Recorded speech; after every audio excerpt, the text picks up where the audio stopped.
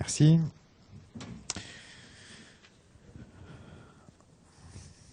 Alors pourquoi finalement envisager ce sujet? Tout d'abord parce que, vous l'avez vu lors des exposés précédents, les infections virales sont un sujet qui intéresse beaucoup et le réanimateur et les microbiologistes et les épidémiologistes. Qu'il existe aussi quelques données épidémiologiques en faveur de l'existence de pneumonies virales apparues chez des patients ventilés durant leur hospitalisation. Et puis, l'intérêt aussi vient des progrès colossaux du diagnostic microbiologique au cours des 10 dernières années. Donc, on ne parlera pas de grippe et de pneumonie communautaire, beaucoup d'herpès viridae et un peu de certains agents moins fréquemment retrouvés. Alors, concernant les sujets sur lesquels surviennent ces infections, donc nos malades de réanimation, il s'agit souvent d'infections un petit peu tardives qui surviennent lorsque l'état immunitaire du patient est altéré, et en particulier lorsque la réponse inflammatoire s'est un petit peu atténuée et qu'au contraire, on a plutôt une réponse anti-inflammatoire qui est en place. Et à ce moment-là, peut survenir une infection virale qui peut à la fois être un facteur impactant la morbidité et la mortalité.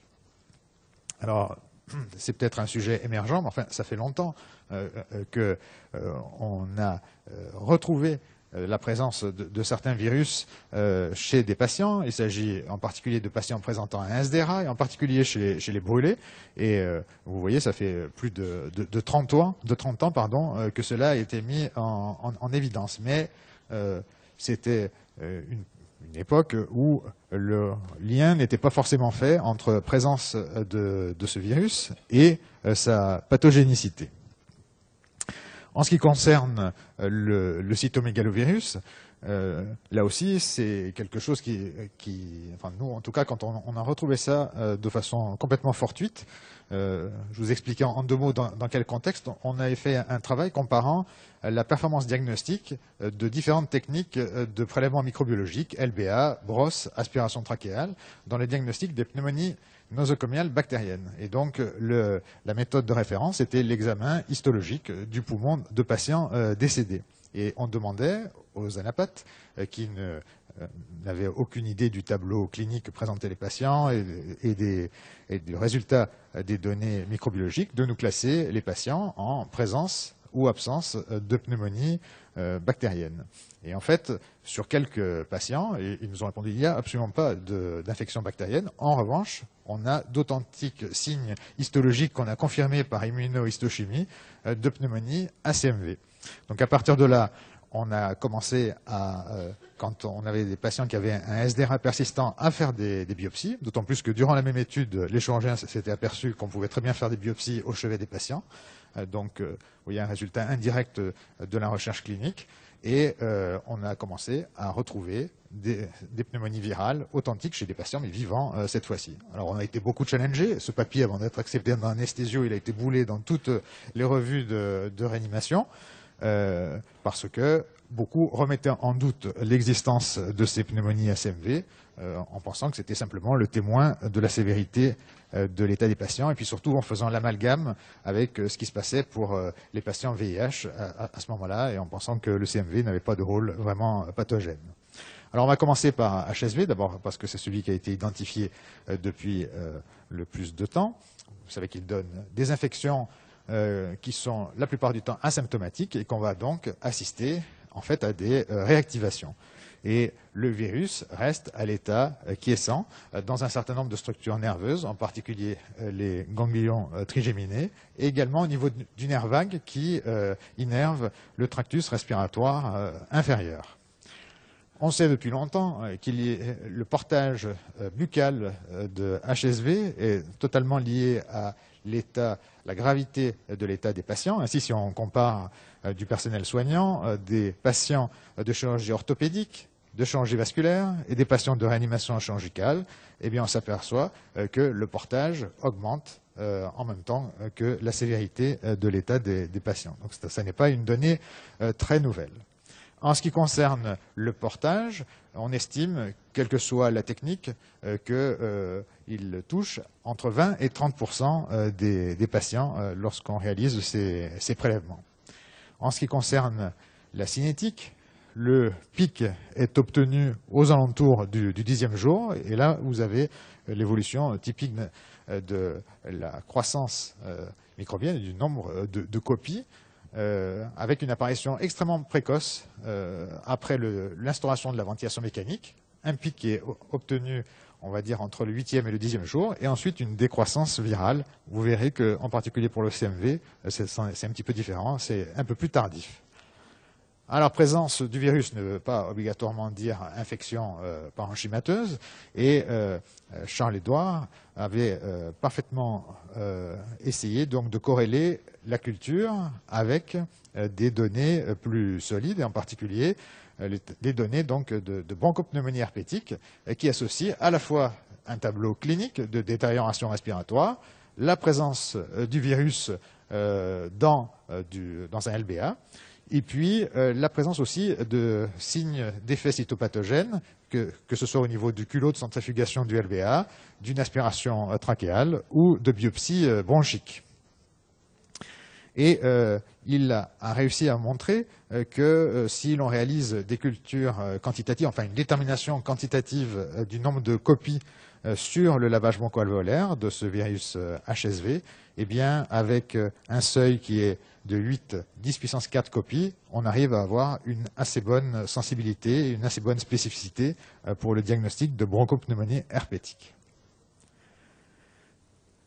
La même équipe, avec les microbiologistes de la Pitié, ont aussi apporté des informations importantes. C'est la même souche que l'on retrouve dans la bouche et dans le poumon.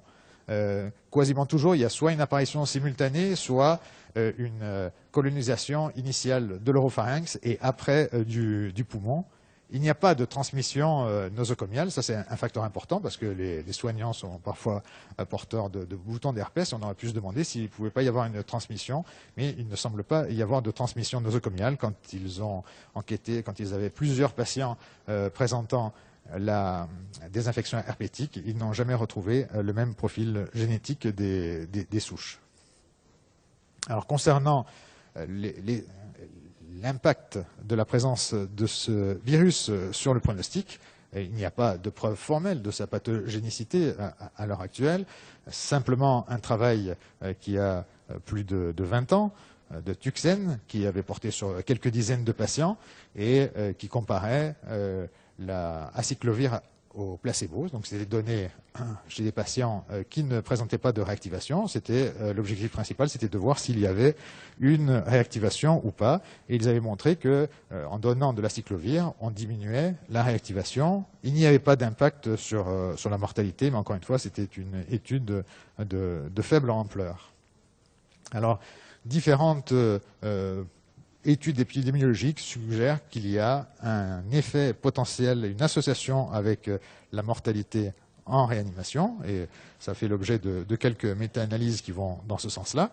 Ce qui est intéressant aussi de constater, c'est qu'il s'associe à la présence de cette HSV un taux plus important d'infections bactériennes, et en particulier d'infections respiratoires. Ça a été retrouvé dans ce travail de Charles-Édouard Lhuit, avec une augmentation du nombre de pneumonies acquises sous ventilation mécanique, de pneumonies bactériennes, et avec un allongement final de la durée de ventilation.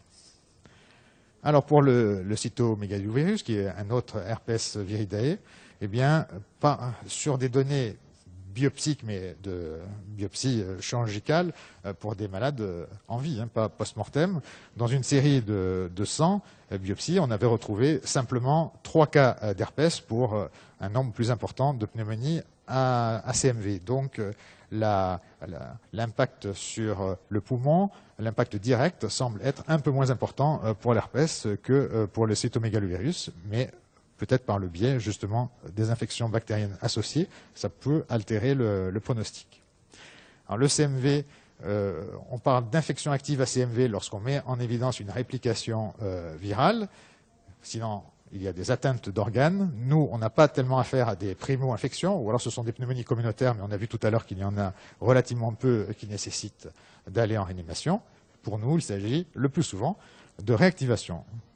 Pourquoi cela intéresse souvent le poumon? Parce que c'est un site de latence du CMV, en particulier à l'intérieur des monocytes et des macrophages, que c'est à ce niveau-là que va se faire la latence et éventuellement la réactivation du cytomégalovirus. Et compte tenu du nombre de macrophages alvéolaires, cela pourrait expliquer pourquoi cette atteinte qui est systémique touche le poumon avec un peu plus de virulence, on va dire. En ce qui concerne l'incidence des infections actives à CMV, cela dépend évidemment de la méthode de diagnostic. Si on s'intéresse à simplement de la culture, on retrouvait entre 0 et 12 ou 15%, on va dire en moyenne c'était 12%. Si on s'intéresse, si on utilise des méthodes plus modernes, qui sont l'antigénémie et la PCR virale, eh bien, on arrive à environ 20% de patients présentant une des réactivations à cytomégalovirus. Alors, si on parle maintenant clinique, à quoi ça ressemble? Franchement, ça ressemble à rien de spécifique. Ne vous attendez pas à des pneumonies bilatérales, interstitielles, comme on verrait, par exemple, comme on a vu tout à l'heure pour la grippe. Non, ce sont des patients qui ne sont pas spécialement fébriles. Ça, c'est issu d'une série que nous avions rapportée, d'une quarantaine d'infections actives à cytomégalovirus. Il y a une petite hyperleucocytose. En ce qui concerne la radiologie, eh bien, il y a des foyers localisés. Il n'y a pas toujours d'atteinte diffuse. Un retentissement sur l'oxygénation qui n'est pas très important. Ce qui doit peut-être vous alerter, c'est qu'il y a très souvent une note hépatique. Je vous ai dit, c'est une infection systémique et il y a un tropisme hépatique aussi parce qu'il y a beaucoup de macrophages au niveau du foie. Et il y a assez souvent associé une petite cytolyse ou une petite cholestase qui peut orienter le diagnostic. Je vous le disais, ça apparaît plus tard qu'HSV. C'est souvent durant la fin de la deuxième semaine ou la troisième semaine de ventilation que les prélèvements se positivent, que ce soit au niveau trachéal ou dans le sang. Quels patients sont touchés? Eh bien, n'importe quel type de patient. Ça, c'était un travail de Samir Jaber. Et vous voyez qu'il y avait aussi bien des polytraumatisés, des malades médicaux sur des pathologies digestives essentiellement parce que c'est le recrutement de ce service. Et puis, au niveau chirurgical, certes, des patients qui avaient une chirurgie carcinologique, comme des patients qui avaient des cancers de l'œsophage ou des cancers du pancréas, mais également des patients qui avaient une péritonite communautaire. En ce qui concerne l'impact sur le pronostic, plusieurs études ont montré que ça augmentait, c'était associé à une augmentation de la durée de ventilation, la durée de séjour, la mortalité. Et là aussi, vous voyez la colonne de gauche, dans ce travail de Samir Jaber, où c'était une étude par appariement, où 40 patients avec une antigénémie positive étaient appariés à 40 patients n'ayant pas d'antigénémie positive, il y avait davantage de bactériémie. Cette méta-analyse, comme d'autres, ont montré qu'il y avait un lien suggéré assez important entre le CMV et la mortalité en réanimation. Dans une autre série que nous avions rapportée, on retrouvait là aussi, tout comme la série de Samir Jaber, tout comme pour HSV, une présence beaucoup plus importante d'infections bactériennes, qu'il s'agisse de pneumonie ou d'infections urinaires ou surtout de bactériémie chez les patients présentant une antigénémie positive à cytomégalovirus. Cette donnée a été également confortée par différents travaux et un extrêmement récent que je vous signale là, où il y avait davantage d'infections bactériennes et davantage d'infections fongiques chez des patients. Il y a une réactivation HSV ou une réactivation cytomégalovirus. Alors, il a été décrit un certain nombre de modifications immunitaires avant l'apparition des réactivations à cytomégalovirus. Dans ce travail, où des prélèvements étaient réalisés de façon bi-hebdomadaire, on voit que les lymphocytes, les cellules NK, produisent moins d'interférons gamma avant que les patients réactivent le cytomégalovirus. Et puis, peut-être ce qui différencie un petit peu d'HSV, il y a une association qui avait déjà été rapportée dans la littérature de CMV et fibrose. Et dans un modèle expérimental de péritonite, ponction ligature sécale, sur un modèle de souris, Charles Cook a montré que des patients qui avaient une réactivation cytomégalovirus avaient une propension à développer davantage de fibrose que des animaux, je crois que j'ai dit des patients tout à l'heure, que des animaux témoins ou des animaux recevant du grand cyclovir. Alors finalement, le CMV ou l'herpès, comment est-ce qu'il pourrait modifier le pronostic des patients? Eh bien, par une atteinte parenchymateuse directe, pulmonaire, peut-être un peu plus pour le CMV que pour l'herpès, mais vraisemblablement aussi par un mécanisme indirect, soit en potentialisant la réaction inflammatoire, et c'est peut-être pour ça qu'on retrouve une association assez fréquente avec le SDRA, la fibrose et la gravité de l'état de ces patients, et puis aussi en favorisant la survenue d'infections bactériennes ou fungiques nosocomiales, altérant et modifiant le pronostic. Donc on va essayer de répondre à cette question en essayant donc de faire cette étude de PTH. Il s'agit d'un traitement préemptif, c'est-à-dire dès que le prélèvement est positif, que ce soit au niveau oropharyngé pour le HSV ou au niveau sanguin par PCR pour le CMV, et traiter les patients et voir si cela peut impacter la mortalité et la durée de ventilation, puisque le facteur de jugement principal sera le nombre de jours vivants sans ventilation mécanique à G60. Donc ce travail qui est fait en commun avec Michel Wolf et son équipe, et l'équipe de Jean Chastre et de Charles-Édouard Luit, ainsi que Samir Jaber, a comme objectif d'inclure 480 patients, et à l'heure actuelle, on est à peu près, après même pas un an, à peu près au quart des inclusions. Il y a d'autres agents anti-infectieux, qui ont été rapportés dans la littérature, un petit peu dont le rôle pathogène reste à démontrer. On l'a vu dans la pathologie communautaire, mais c'est également valable en nosocomial. Mais maintenant, les microbiologistes sont capables de nous isoler des Bosea, des Legionella, donc ce sont des bactéries au niveau de nos LBA, sans qu'on sache véritablement quel est le rôle pathogène. Il y a aussi un certain nombre de nouveaux virus. Par exemple, le laboratoire du professeur Raoult à Marseille avait retrouvé chez nos patients des séroconversions à mimivirus. Vous savez, c'est un virus géant, donc qui ressemblait à une bactérie. C'est pour ça qu'ils avaient un certain nombre de difficultés à l'identifier. Maintenant, ils en ont identifié un certain nombre de sérotypes. Et sur nos patients, on avait eu la surprise de voir qu'un nombre de patients présentaient une séroconversion à mimivirus sans qu'il soit possible par PCR de les mettre en évidence sur le LBA, mais signalant qu'ils avaient peut-être été en contact avec ce virus, soit pendant le séjour, soit surtout avant. Et on avait montré qu'il y avait une augmentation de la durée de ventilation mécanique chez ces patients ayant présenté une séroconversion. C'est juste une association et pas obligatoirement comment dirais-je, un rôle pathogène. Ça reste du domaine des hypothèses. Mais à côté de ces virus un petit peu nouveaux, parfois, il faut être beaucoup plus simple. Je vais vous rapporter une expérience qui date de l'année dernière, qui n'est pas très flatteuse pour nous, mais je vous la rapporter quand même parce que je pense que c'est peut-être encore plus utile que ce que je vous ai dit jusqu'à présent. Pendant un mois, on a retrouvé chez 7 de nos patients, l'AREA fait 14 lits, donc on va dire la moitié, et en plus on a une durée de séjour prolongée, c'est-à-dire en gros la moitié de nos patients, on a retrouvé sur leur LBA de l'adénovirus sur une période d'1 mois, alors qu'on n'en a jamais. Un certain nombre de ces patients étaient des transplantés pulmonaires. Donc l'impact sur le pronostic ou quoi, je ne peux pas vous en parler, peut-être que ça n'a pas modifié leur pronostic, je n'en sais rien, mais juste pour vous témoigner des précautions qu'on doit prendre. Et donc on a fait, ça c'était à l'automne 2013, donc on a fait une enquête épidémiologique au niveau de l'ensemble de l'équipe médicale et soignante.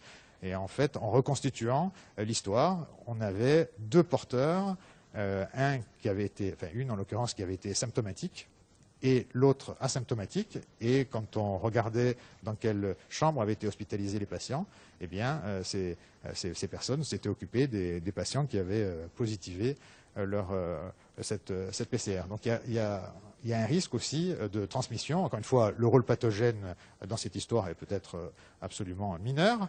Néanmoins, on pense souvent à nous dire de nous laver les mains, des choses comme ça. D'ailleurs, ça peut être transmis par les mains aussi.